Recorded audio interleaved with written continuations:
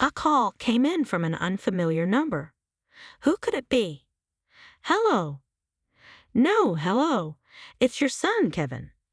Look, I don't care that you divorced Dad, but you've got to start acting like a mother. I'm in high school now, and I can't keep getting dragged into your drama. You get that? Oh, what are you talking about? Why are you calling me? As I began to question him, Kevin's tone turned harsh.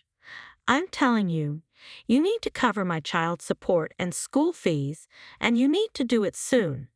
This mess is all because of your cheating, and now you're trying to mooch off Dad for money. You're out of your mind.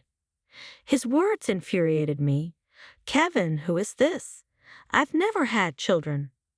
Ha! Are you crazy, or are you just trying to avoid the pain? Don't mess with me. Kevin might think I'm joking, but I'm deadly serious. As I mentioned earlier, Kevin isn't my biological son. About 14 years ago, I was married to my ex-husband for 3 years. Our relationship had seemed stable, and we got along relatively well. We often went out together on our days off. My ex-husband's work kept him busy and on the road for about half the month. I knew his sales job involved frequent business trips even before we married, so I wasn't too worried about it. The only thing that had seemed odd to me before we got married was the topic of children. I had always liked kids and talked about wanting one soon. We both had our plans, and I knew that pushing too hard wouldn't help if he wasn't on the same page. I was patient, but after 3 years of marriage, my ex-husband never brought up having children. Feeling uneasy, I finally asked, "What do you think about having a child now?" 3 years have passed, and waiting longer only increases the risks of childbirth as we get older. Well, yeah, but I'm busy with work right now. When will you not be busy? You've been saying that all along, and it's gotten us nowhere. It can't be helped. You're busy with work. If you keep saying that, it'll start to sound suspicious whether you're really working or not. What do you mean by that? I haven't done anything wrong. Our conversation felt strange. I didn't suspect him of cheating. I was just pointing out that if things continued this way, it would raise suspicions. Yet my ex-husband seemed unusually flustered, as if he was hiding something. With that in mind, I decided to investigate.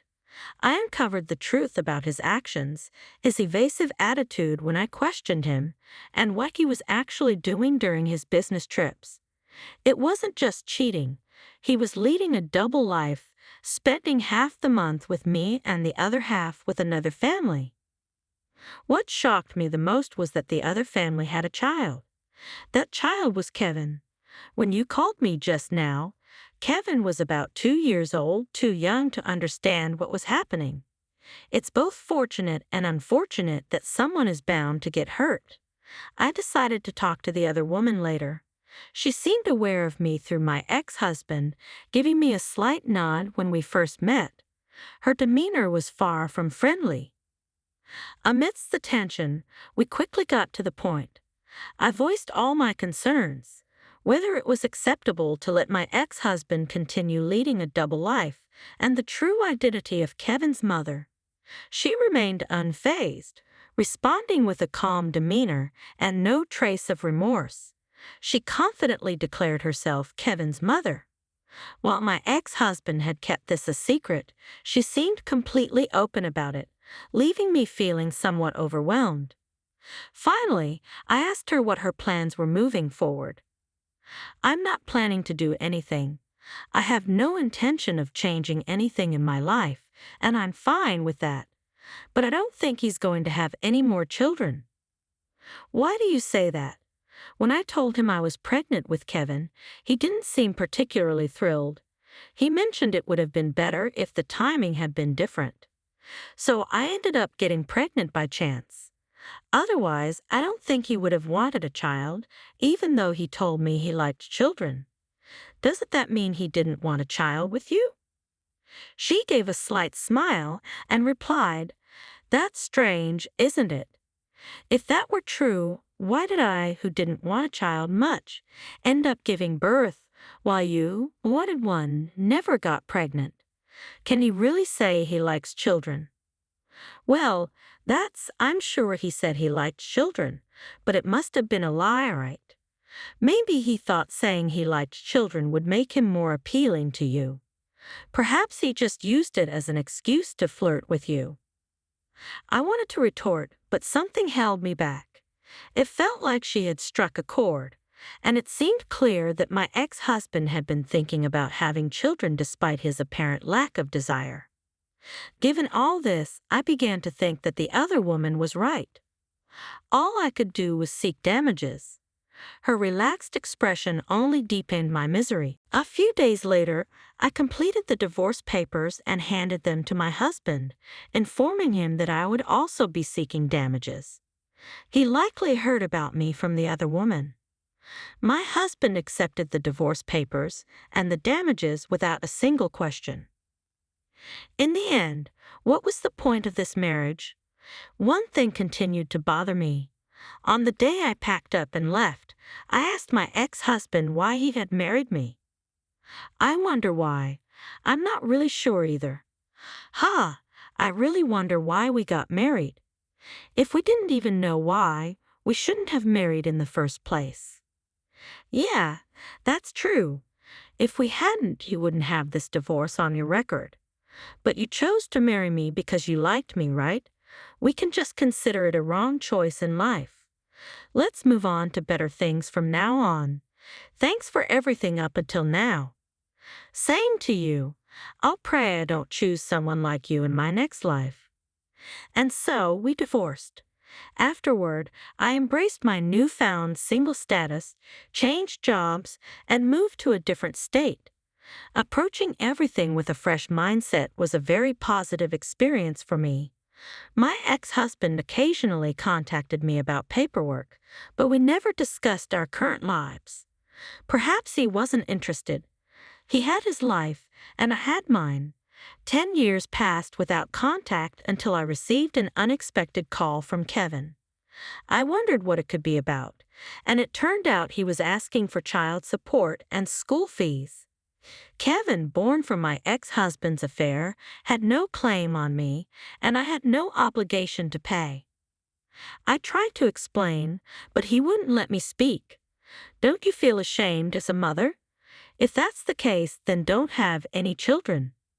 Hearing this over and over was infuriating, but getting angry wouldn't help. I needed to wait for him to calm down.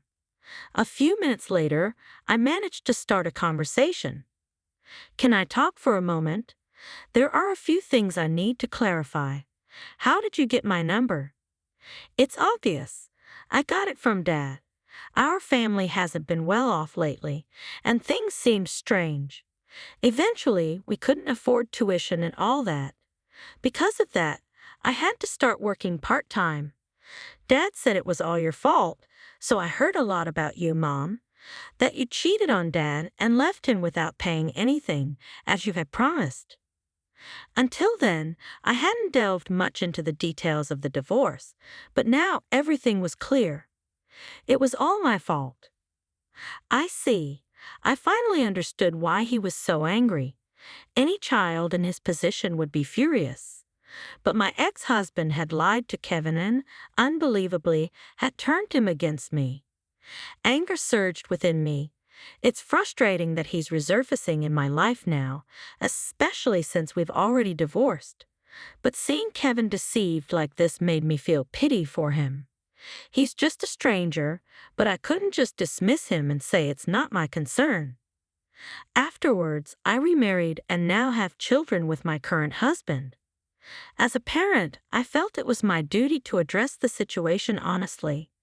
Kevin is 16 now, old enough to understand adult matters, so I decided to tell him the truth. Kevin, everything I'm about to tell you is the truth. If you need proof, I'm willing to do a DNA test or anything else you require. Can you listen to what I have to say for now? Yeah, I explained that we aren't biologically related and that I had divorced his father over 10 years ago. At first, Kevin seemed skeptical, but as I revealed more details, he began to show signs of agitation. If what you're saying is true, why did Dad have me make this call? Kevin, you mentioned earlier that you're working part-time, right? What are you doing with that money? Dad's holding on to it for me. High school isn't mandatory anymore, and I thought if Dad was in trouble, I should help. Plus, I don't really need a lot of money. You're such a good kid, but haven't you ever wondered why, if you have that money, you can't pay for your tuition and expenses? Well, sometimes my phone bill is late. I think he probably doesn't have enough money. Is your dad currently working? Yes, he's working. He goes to the company and everything. I see. I have a bad feeling about this. Could it be that my ex-husband is getting his hands on your money? With that thought, I decided to investigate my ex-husband once more. Kevin, can you give me about 3 weeks? Haha, yeah, that's fine. And please keep what I told you on the phone a secret from your dad. Okay. Okay, got it. With that, I decided to delve into my ex-husband's background. I hired a private investigator and waited for the results. Normally, going to such lengths might seem excessive, but everything I was doing was for Kevin's sake. I wouldn't go this far for anyone else. Even if they call me crazy, I don't care. Would I abandon a child who looks like he's about to collapse right in front of me? My answer is no. I don't want to be that kind of person. Above all, I despise my ex-husband for lying to that child. Filled with anger towards my ex-husband, I waited for the private investigator's report. After 3 weeks, when the results arrived, I was shocked. At the same time, rage surged within me. It turns out my ex-husband is not a full-time employee, but a temporary worker. Recently, he got laid off, so now he's on leave. He's supposedly going to the unemployment office, but he doesn't seem motivated. He spends his days idling away, drinking or playing cards. Kevin thought his dad was working because he wore a suit, but in reality, he's just looking for a job with no sign of serious effort. What's truly despicable about my ex-husband is how he immediately acts apologetic in front of his child. Seeing his dad like that, Kevin feels sorry for him and hands over all his part-time earnings. But in reality, that money is just spent on my ex-husband's gambling and drinking. I can't let that slide. First, I needed to address Kevin's situation. With that in mind, I called my ex-mother-in-law. Fortunately, I had deleted her number from my phone book, so I had to look it up. Hello. Oh, Ava, what's wrong? It's been a while. Long time no see. I have something I need to discuss. Is now a good time? I explained the current situation to my mother-in-law, why I was reaching out. For my ex-husband, his mother and his aunt were his arch-enemies. During our marriage, I rarely visited my in-laws' house because of this. After the divorce, we hadn't been in touch at all. But it seemed my mother-in-law had heard about the divorce and understood that I had other priorities, so she wasn't upset. I see. I'm sorry. I didn't say anything before because I thought it would be better for him to explain. But he was cheating her. As she spoke, her tone softened. When I told her all the facts, my mother-in-law let out an angry cry over the phone. I see. It all makes sense now. I wasn't informed about the birth because he had a child with his affair partner. He brought Kevin over, but I was told not to contact you because you didn't want to see anyone right after giving birth.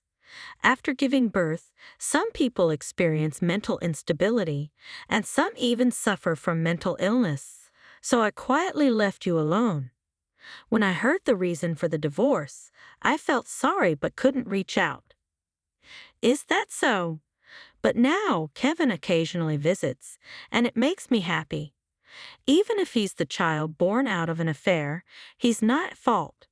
I intend to support him as his ally in the future. As expected of you, I feel relieved. Actually, I called you to ask a favor about Kevin. Could you and Dad raise Kevin together? Of course. Kevin works so hard at his part-time job. For it to be used on gambling, I think I need to have a serious talk with him about that. I'll leave that to you. But I think Kevin is desperately wasting his future trying to support his father. So please let him live without restraints with you and his grandfather. My mother-in-law assured me she would take care of Kevin, resolving his situation. Now it was my ex-husband's turn. I decided to contact him and arrange a meeting. I was still angry about his lies. When I arrived at the cafe at the appointed time and saw my ex-husband, he looked shabby compared to before. It's rare for you to contact me, and Dan, you look older. Anyway, what about Kevin? So, you already know. Let's get straight to the point. Why did you get Kevin to call me? What's your intention? I just got desperate. I've been really short on cash lately. I also got caught for fraud at my previous job and had to quit. Kevin's mother suddenly disappeared, and many things are slipping away from me. But my mom and Kevin still think I'm going to work. It's easy to fool them as long as I look sorry. Kevin is your son, isn't he? Don't you feel anything about that? He's a good son who gives me money. You won't find a more filial son than him. Oh, I see. But I feel relieved since you said those things in front of them. Huh. 3 people stood up from the table behind me and approached ours. What's going on? You're really the worst. We heard everything just now. Even at your age, your hopeless personality hasn't changed. It's over for you. It was my mother-in-law, my aunt-in-law, and then Kevin. For them to understand the truth, it was necessary for them to see his true nature with their own eyes. My ex-husband started to get noticeably flustered and couldn't find the right words. Being reproached by everyone, my ex-husband kept glancing at me, seemingly seeking help. But even if you make that face, it won't work. Accept everything you've done and realize what a hopeless scumbag you've been. And so, this incident came to a close.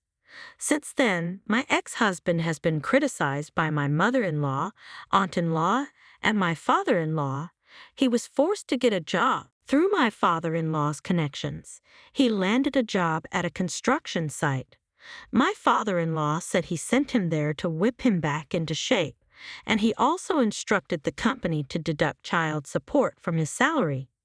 That month, the child support went towards covering Kevin's tuition fees and other school expenses. Since then, Kevin has been living with his grandmother. I'm completely fed up with my ex-husband, but apparently he's been treating my mother-in-law and father-in-law kindly. Now, Kevin always seems like such a kind child no matter what. I'm still not sure if the actions I took this time were the right ones, but things have definitely improved from before. I sincerely wish for Kevin to be happy. As my mother-in-law said, the child born into this world bears no guilt.